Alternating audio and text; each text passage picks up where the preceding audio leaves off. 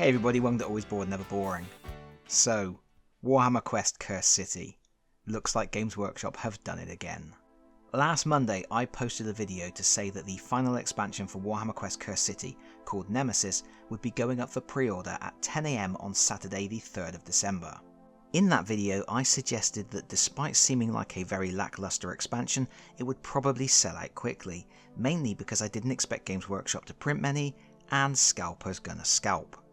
And sure enough, in the final insult to fans of a game that lived up to its name at every step along its tortured journey to its ultimate discontinuation, Nemesis did indeed sell out very quickly.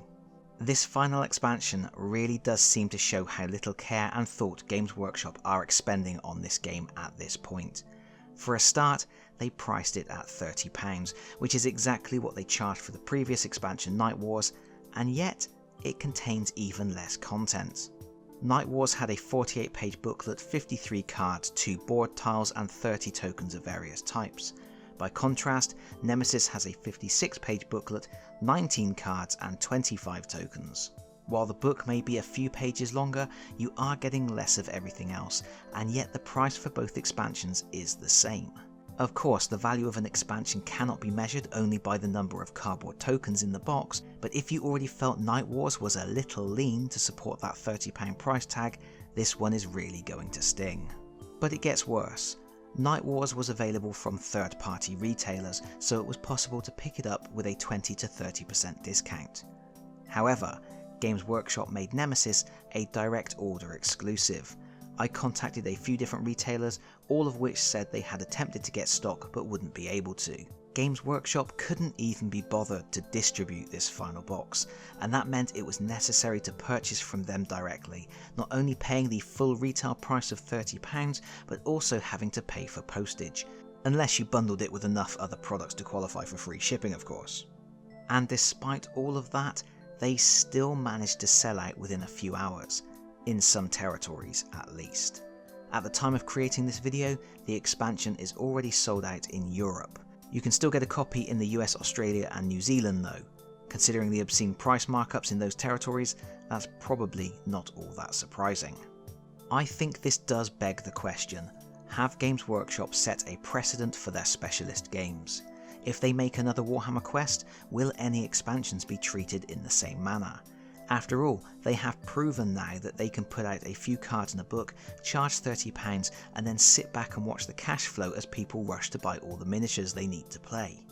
It would be very easy to imagine them doing this every time now, creating a Warhammer Quest core box and then releasing card packs that require additional purchases. And it would certainly pay to be wary of any new Quest games, just in case this is their new way forwards. But I don't think that's going to be the case. I believe that like the core game itself, these expansions are an anomaly, something Games Workshop put out quickly because they promised to support the game.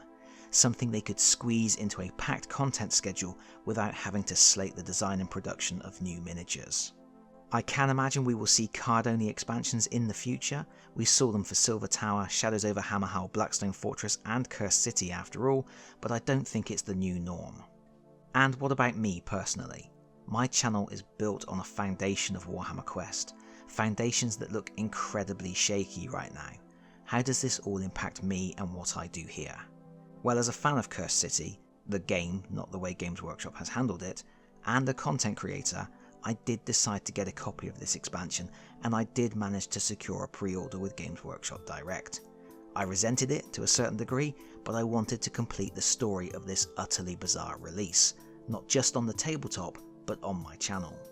I look back now at my excited coverage of Cursed City, the many videos I did covering the teasers from Games Workshop, my extended video poring over every detail when they first showcased the game on one of their live streams, and I have to cringe a bit.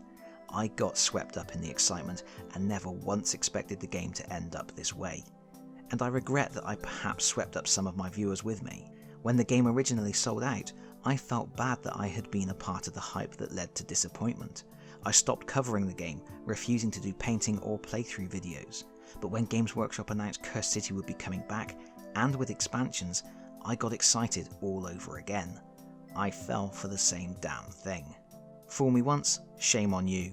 Fool me twice, and I start to look like an idiot. So again, I am left feeling bad that I gave this game as much oxygen as I did, and yes, I need to see it through now. I need to do that one last video looking at this one last expansion. After that, I can't say what will happen. I am sure there will be another Quest game early next year, and I am sure it will be 40k themed, but I'm not sure I will be buying it. It would have to be an amazing core set, and I think there would have to be some kind of commitment that there would be more beyond. But even then, I don't know. I'm not sure I want to spend my Saturday mornings refreshing my web browser as I rush to get limited expansions, worried that I'm going to miss out on an essential piece of a larger jigsaw that means I can't complete the storyline of a game I really enjoy. I don't tend to hold ill will towards a company. I will buy from a company if I like what they do, I won't if I don't. Before I started this channel, Games Workshop were on a high. They were bringing back classic games and knocking it out of the park in so many ways, and I was spending a lot of money with them. At the moment, they have reached a point where I find it hard to get excited about anything they do, and that includes when they release expansions for one of my favourite games. That is a sad situation, and hopefully it will change. I would be more than happy to give Games Workshop more of my money in the future, but they're going to have to earn it. But let me know your thoughts in the comments, because that's it from me for now. Thank you so much for watching. If you enjoyed this video, please consider pressing the like button. If you really enjoyed this video, please consider subscribing if you don't already do so, and hopefully I'll see you all again very soon. Bye bye everyone. Bye bye.